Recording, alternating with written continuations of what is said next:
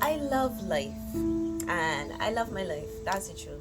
And that helps me to write songs that make other people feel good. So sometimes people be like these songs is people you are like not all songs are about me. So there's a big question that everybody want to know, Shana. There's a big Tell me, one. talk to me, talk So to me. you work on Starter Pack, but a lot of people saying, how they gonna top this? Can they do it again? Boom, it's the girl, pull the trigger, and you don't know that we large off Selecta charts.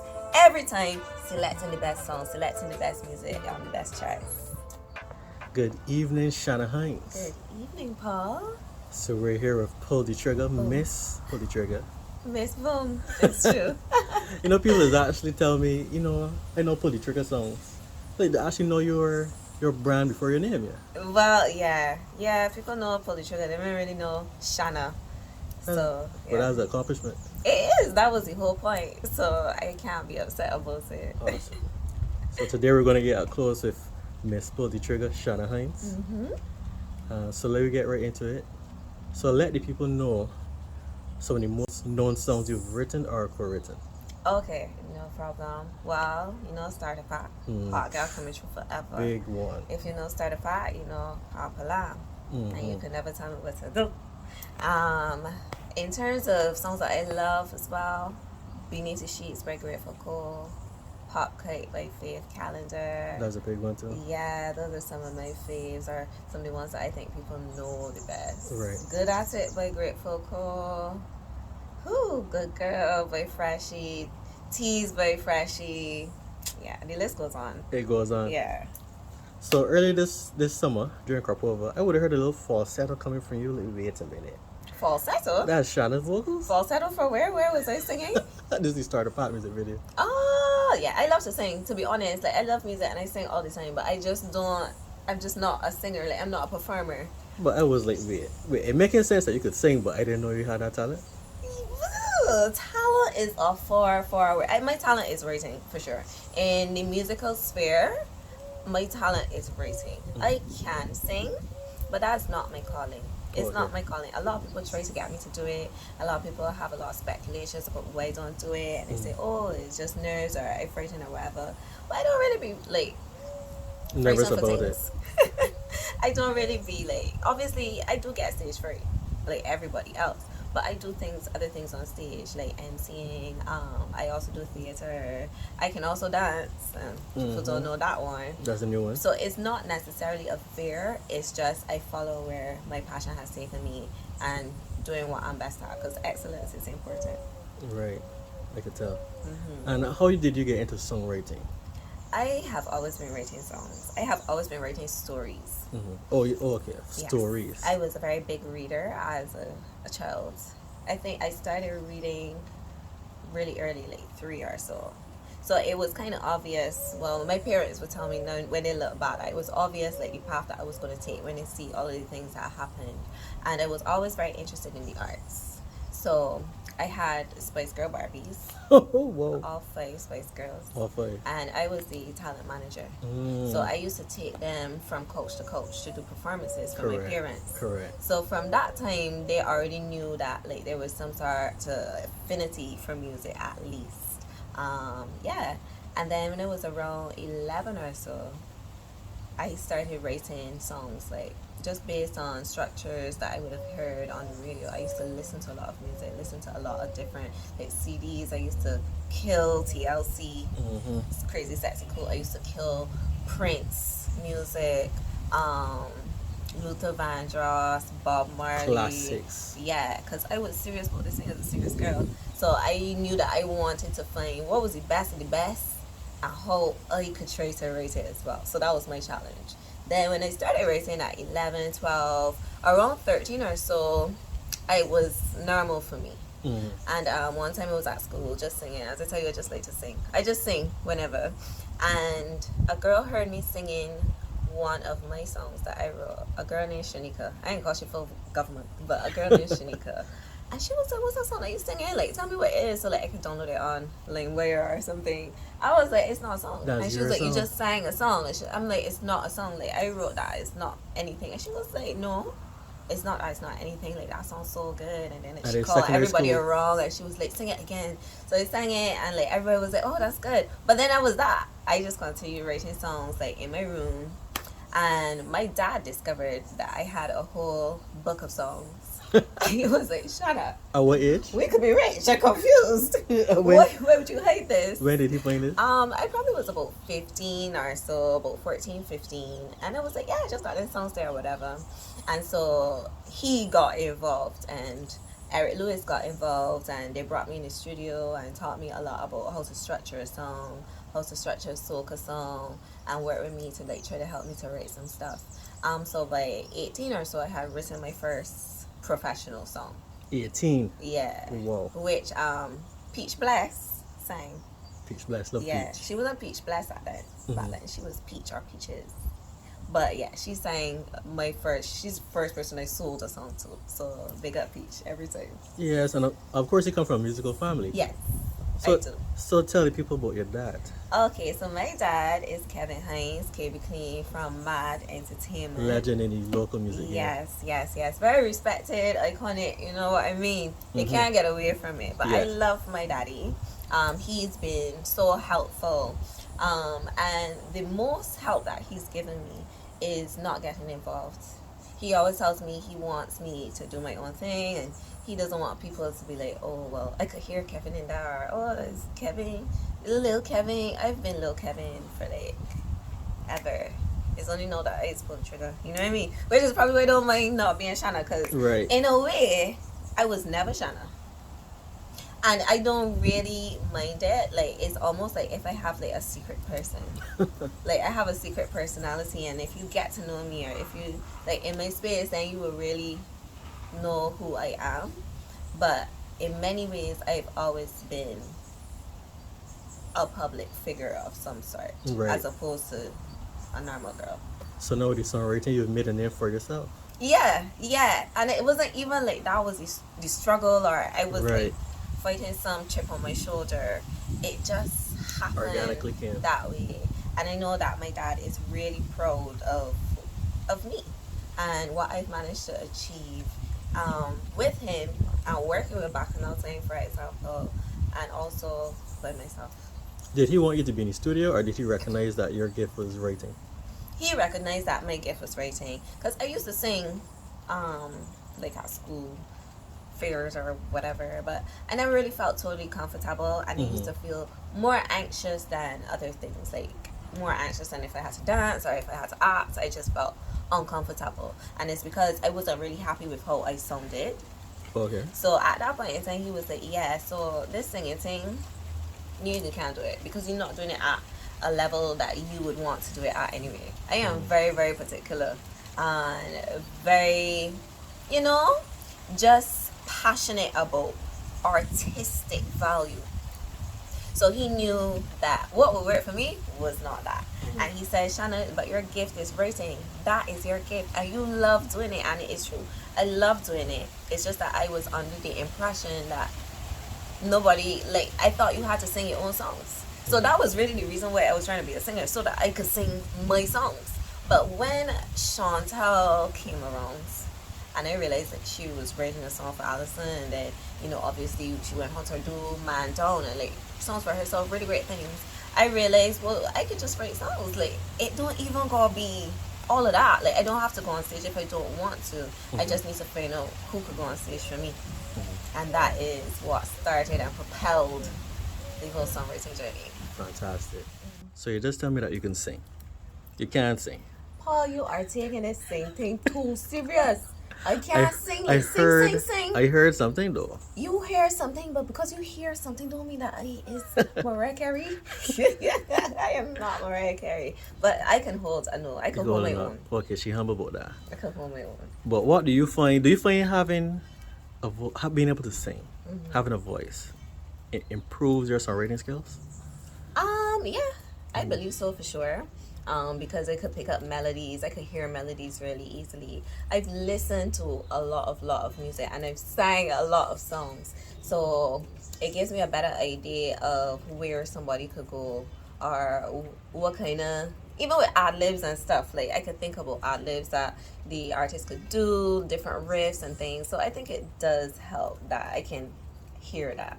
You know, that's a good point because you could add those extra details that's made oldie goldies like classic. So it's like fun to I listen back. love sprinkles. I love sprinkles. Sprinkles.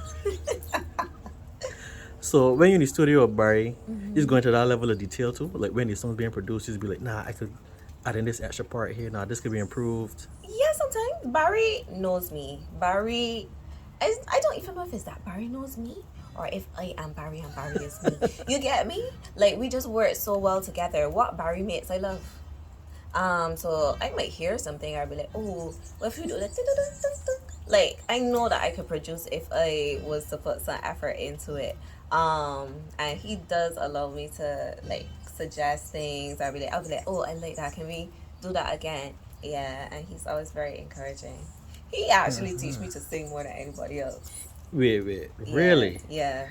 He's singing? To do demos and Well. stuff like that. He really like plays some serious vocal coaching. Boy, that cover Drake talent ridiculous. Listen, Barry is one of the most ridiculously talented people I have ever met, and I am so glad that he's in my life. Truthfully. By the way, this is Barry of Dread Hot Productions. Hill. Yes. Just so The people know. barman. Just so My people guy. know. Super talent. Super talent. Okay, so Shana, songwriting is something that is a very unspoken hero in music, especially local music industry. Bajans always complain that Bajans be singing all kind of foolishness from crowd will come the same wine songs. When the But last then couple, don't you can't wine? but I guess I get tired of the monotony sometimes. But the last couple of years, I've heard an undercurrent of the song a little better this year. Okay. So, in your opinion, you find that the songwriting improving across the board, or is it because there are more songwriters in the game now? I don't know if there's more songwriters in the game, but I thought yes. But the thing about it is that I've seen a transition more so into other people writing songs, like songwriters writing for other people. I saw a lot more of that after I started writing more from like 2020. I feel as though people was like, all right, well, we could do this, which is good because I same feeling I had with Chantal. You know, I was like, oh, I could do this. So yeah, I think there's more emphasis placed on international sound, Yes. which I love because there's a time for everything. You know, like there is a space for wine. Oh, I love all music. I love to judge and women. I love to judge and wine. I don't care. I don't care. But I also like, you know, like Marvey kind of stuff, like the things that Red Boy is producing. I like serious soca as well, like soca that could take us somewhere, because I think it's very important for Bajan artists to be competitive in the soca international market. We can't let other islands have the whole pie. And I feel like as you say, as the music starts to develop and starts to become better and better, we have a better chance at winning. Yes. Again. But in your process of songwriting, this is the process where you approach the song solo with the artist. Is it depends on the It song? depends on the song. It depends on the moment. A lot of music is about moments and living in the moment.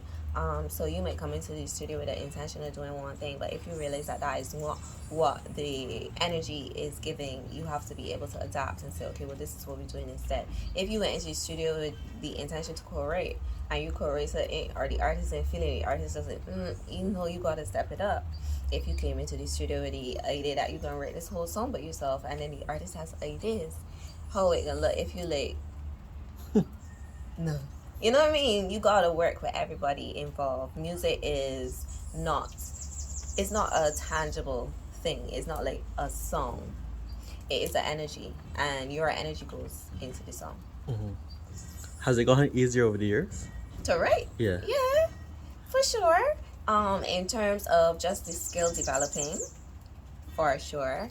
In terms of my confidence in my songs and my ability to write a hit or write a good song has improved as well. And also the people that I'm working with have tremendously improved. So yeah. You know that it's so important that you have a team, because I find that sometimes through disagreements, issues, ego, people form really strong teams and then over the years fall apart. And then it affects the music. The thing is that there's some people have to see disagreement as progress. There's no way that you are spending that much time with somebody, are you working so closely with somebody on something that is so meaningful and passionate to everyone, and you do not argue. It is what you do with it and how you move forward, and if it makes you stronger. And you can work with an artist that you got to like walk on eggshells, and then you don't really get the sound out of it that you want. Me and Tiana's argue all the time. We argue all the time because we are both very like headstrong, and we both have very, very strong opinions. But I don't ever feel like, oh, Tiana has a different opinion to me and I'm never working with her again. I would actually think about what she has to say. And it's also about surrounding yourself with people that you trust to improve your skills, that you trust to improve yourself. Because I know that Tion is not going to come and tell me to jump off a cliff. Even if I disagree with what she's saying, I know that what she's saying also has truth to it, also has something that I can learn from, also can help me. I might not just want to do it at the time. So it's different than if you with somebody that you have to question their intentions. You know, I love that clip with you and Tion that went up recently. We all disagreeing respectfully. Yeah. I was like, okay, Shana could take it and Tion could take it. Yeah. Barry about this, they're cool, like this is normal. Yeah, exactly. Because it is. But I know in the end it's gonna lead to a better product. It will. It always does. I find in general with any kind of relationship, if you can get through tough situations and tough times, that's when your relationship is stronger than ever than people who never have disagreements or always agree. Because then you don't really know when the disagreement come now in year 15. Everything broke up in it because you don't know how to handle that. You don't know what space you should be in. So yeah. Relationship takes to pull the trigger. Relationship takes to pull the trigger. So yeah, in terms of working on music, do you only write soca? No. Yes. No, I actually didn't even start writing soca. I started writing like R&B and pop. I love writing pop music. And I love writing island pop. Reggae. I love reggae. That's it there. I love reggae. That's it. Actually, won again an award for Reggae Song of the Year last year. I was so excited about that, and I want to write more reggae and dancehall as well. Yeah, so we had touched on that briefly. I was saying that you won 2 awards, but I was mistaken. Yeah, I don't know how many it is, but I think it's either 4 or 5 because I would have done Reggae Song of the Year. I think I have 2 for Songwriter of the Year. Song of the Year, Soca Song of the Year for Don't Break Yet, and Music Video of the Year for either Don't Break or Always Someone. Yeah, so yeah, a couple. But you see the word that she put in there? So it would have been 2023 Songwriter of the Year and 2021 Rated of the Year. I know that for sure. Okay, you know this. I know those credits for sure. I was there. Okay. I was there. It was incredible. All right. So soca is obviously our dominant genre in Barbados, and talent is a big part of why some artists blow up and they don't. But songwriting is equally as strong. So, Father Phyllis, my guy. My guy. Brawling was such a big tune. And recently, my guy Jordan know, and they were Brandy and Ice. Yeah. As they say, ice cream. Barbie. Ice cream truck passing, and Barbie that fall upon a Barbie. Girls love that song. Yeah, I am girls. And this is the importance of songwriting because it's like relatable lyrics that people love. So, in terms of creating a hit song, tell us the importance of songwriting. That it's just not just singing. It's not just singing. I actually feel like in soca, the ability to sing is not that deep. It's more so important for women and men, actually. It's more of a vibe, especially when it comes to like bashment soca. It's all about the vibe. It's all about catchy lyrics and lyrics that people could relate to. And like Phil had that, you know, even with like Face Beat, so sweet, no flaws. Hello, I want to sing that song. You get me? And also, there's a lot of things that those types of artists can say than if you were a serious artist or a like real singer. People would have expectations on you to sing more serious stuff. than if you're like a Lyric or a Jordan, or you know, they could be more free, or even like Mole, because Mole could sing too, you know. But you got that sort of energy that you could sing anything. Or if you take like Lead Pipe could sing anything. Whatever Lead Pipe sing, we taking it. You know what I mean? Because he's branding himself in that sort of way where there are multiple sides to the coin. So it's really just how you approach it. It's how the artist approach it. A hit is really an energy. More so than anything else. More so than anything else, a hit is an energy. There's not really a way to say, oh well, I say no, I'm writing a hit song today. I can't sit down and write a hit song today. It's too subjective, and what might be a hit song for me might not be a hit song for you. Yeah, Shana. So that's a good point you made on songwriting there. So in terms of your passion for songwriting, do you feel that you could continue to write and come up with new concepts, because it's years you've been doing it? People have been writing songs for years as well. How do you keep coming up with new exciting concepts each year? Just live life. I am a big liver of life. I love everything. I like doing things. I like traveling. I like to be outside. I like to party. I like dinners. I like just chilling at the beach. I love life. And I love my life. That's the truth.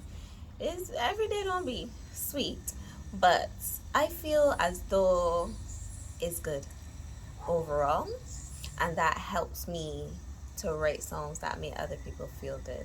Because if I could have a positive perspective, then I could project a positive perspective in my music. Also, I'm very empathetic. So me too. It's easy for me to use other people's emotions. So sometimes people be like these songs is people you are like, not all songs are about me. Some songs about other people. Some songs are just like concepts that I could agree with or relate to. I relate, oh, I could see that happening. Very imaginative. I've always been very, very imaginative. So I'll be like, what would happen if this and that, or if you went into a party and this happened, you know? Some of them about me too. But yeah, that's how I just keep getting concepts, by just living and just enjoying myself, enjoying the people around me, enjoying life. And you never get bored of it? Nah, I get bored fast. And when you get bored fast, you learn how to entertain yourself well. So I always have myself entertained. I am only bored when other people are boring me. But I am very good with myself in my corner. And when you write songs, is it a case of sometimes you get to know the artist and understand, okay, this song will fit them? Yes. Okay. Yes. I study artists. I watch them. I noticed. Yeah, you notice? Yeah. Okay. Yeah. And I would say, okay, well, this might fit them, or let me pitch this to them. I see that they're going through this in their life. Like, I would literally stalk artists. That sounds awful. But like, for instance, it's research. Like, I have to know what you like. Who are you normally with? The places that you go to. Do you have kids? Do you not have kids? Like, all of those inform their inner world. So then I could figure out, all right, well, this is what might be going on in their inner world, and get it out. And that's one of the most fun parts of songwriting for me. Like, figuring that out and tapping in, and then like the artist hearing it. When Risa heard Downtown Top Ranking, she cried. I didn't even write that song. Well, I wrote parts of it when I knew I wanted to pitch it to her, but it's a song that I had, and I just had it there. I wanted to do the song, and then one day I was like, this is Risa. And I'd been watching her on Instagram because I knew I wanted to write for her, and I was like, yeah, this is the time. And she came in the studio and she listened to the song and she cried, and I was just like, talking about Miss Boom. That's what I'm talking about. I love it. I have never thought of that before, because Shana Hinds, she has had hits for years. So we always knew she was a mom. And I have noticed that her latest music reflects that. That she's a veteran in the game. Yes. That she's a mother. So when she sings those kind of songs, it's believable. Correct. So yeah, there is an importance in knowing the artist when you're writing songs. Very important. And that's why, like, I write great songs for, like, artists that I'm friendly with, like Tion or Grateful Code, like, because I know them. You know, I know what they love, I know what they hate. So it's easy to bring that out. Keep working with Cole. He is so talented. Yes, he is. And he's a lovely person. He's very serious about his craft. And I know that. Yeah. We gone up. So there's a big question that everybody want to know, Shana. There's a big one. Talk to me. So you work on Startup App. And that blew everybody away this crop over. Everybody, not everybody, but a lot of people saying, how they gonna top this? Man, that was just one big hit. Can they do it again? Can Shana do it again? Can But Tiana this do it wasn't the again? first time that I've had that question, you know. Like I've had other songs like when we did Pop Kite, like people were like, oh my god, I love Pop Kite so much. Like, That what feel like you a gonna breakout. do? Yeah, and they're like, oh well, you know, you gotta keep on this lane. No, I was actually Start a Pack now is the transition song. Like I could almost feel like, you know, you're ready to go to another level. So for me, I am not too concerned with how am I gonna make another hit song or how am I gonna make another starter pack. It ain't gonna ever be another starter pack. I don't do over things. I don't go back. All right. Ever forward. But as you asked me about my skills and working over the years, as I said, I was writing songs from ever. So I have to trust in my own process and trust that the way that I got from, let me say, from Don't Break Yet to Pop Kite to Beneath the Sheets to Start a Pack is not by chance or by luck, but by practice.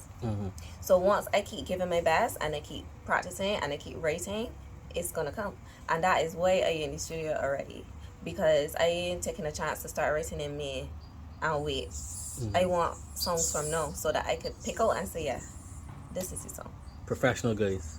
This is the song. But how you handling the pressure, the expectation? How you handling it? I try to surround myself with people who keep me steady, keep me Right. focused, and yeah, I do therapy as well. Awesome. Mental health is wealth. Mental health is wealth. I am a big proponent for that. Like, I would encourage anybody to do it. And apart from that, I just laugh a lot. I love foolishness. That's good medicine. And yeah, I just go outside and wake up and enjoy myself and just try not to get too much in my head. When you get in your head, Don't overthink it. is when you start to spiral and you just start to go all over the place, overthinking, and then I would never be able to write a song. Like, how are we gonna write the song if my mind is doing this? It's so important as a writer in general for this to be on and clear. And once I'm on and that clear, unless I lose my mind, I will always got another hit song. I love the confidence. Thank you. So this is how we're getting out the interview. What can we look forward to next from Pull the Trigger? What can you look forward to next? Always wear more music. I want to do more project works, more workshops. We're going to do the Pink Pen project again next year. Very, very excited about that. And some more reggae for sure. Reggae A little too? dance song. You know what I mean?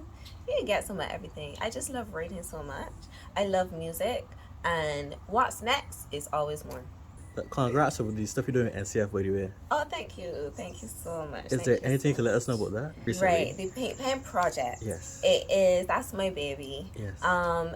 Basically, the NCF reached out to me and they were like, they're interested in working with me to help develop young soca female artists and help them learn how to write music. Because knowing how to write is really the key to really manufacturing their songs over and over and over again.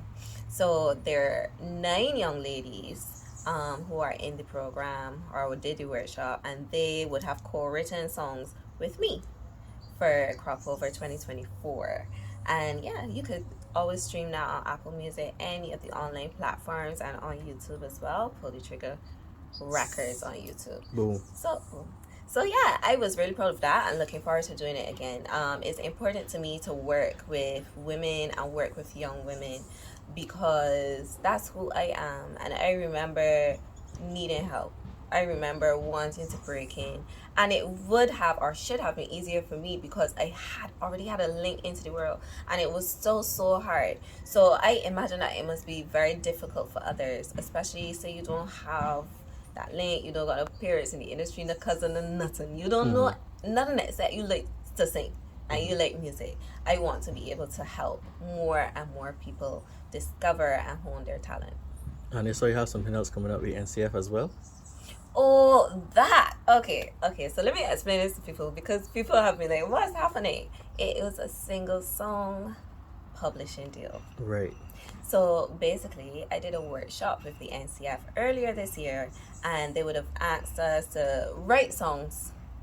We had briefs for different songs. My brief was actually for Eurovision. I don't know if y'all know what that is, but it's almost like American Idol for Europe. It's a huge, huge thing. And we worked on it together, a team including Simon Pike, Marley Curtin. I don't know what is Dondria's last name. Dondria, John Boss, and then this guy called Hank, who actually came in for the workshop from overseas. We worked on that song together. And so when the publishing company heard the songs that we would have done in the workshop, they would have picked the ones that they wanted to keep to then promote and try to get them in like movies or TV shows. Probably, I don't know, commercial, I don't know. Sync in general is what you call it. You call it sync. So it's like sync music that is used for another medium. And I'm really, really excited about that because it's an area that I've always been eyeing. Well, these are exciting things. Yes, very exciting. Awesome. So thank you so much for your time, Shana. Thank you too, Paul. I've had a really good time chatting with you.